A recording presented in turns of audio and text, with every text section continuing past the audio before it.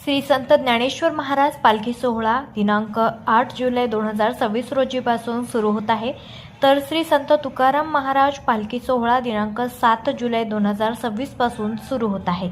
या सोहळ्याच्या निमित्तानं राज्याचे आरोग्यमंत्री तथा कोल्हापूर जिल्ह्याचे पालकमंत्री प्रकाश आबिटकर यांनी 2026 आषाढी वारी सोहळ्याच्या पार्श्वभूमीवर वेळापूर येथील श्री संत ज्ञानेश्वर महाराज पालखी तळाला सदिच्छा भेट दिली आणि पालखी तळाची पाहणी केली।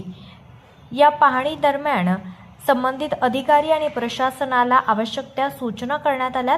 यावेळी आमदार उत्तमराव जानकर यांनी वेळापूर येथील पालखी तळावर सुरू असलेल्या सर्व कामांची माहिती आणि या ठिकाणी दरवर्षी श्री संत ज्ञानेश्वर महाराज पालखी सोहळा मुक्कामी येत असताना तसेच या सोहळ्यामध्ये उपलब्ध करून दिल्या जाणाऱ्या सोयी सुविधांबाबतची माहिती आरोग्यमंत्री प्रकाश आबिटकर यांना देण्यात आली। या प्रसंगी पांडुरंग वाघमोडे, वेळापूर ग्रामपंचायतचे ग्रामविकास अधिकारी कैलास सुरवसे, RPIचे तालुका अध्यक्ष मिलिंद सरतापे यांसह संबंधित विभागाचे अधिकारी, पदाधिकारी आणि वेळापूर ग्रामस्थ उपस्थित होते।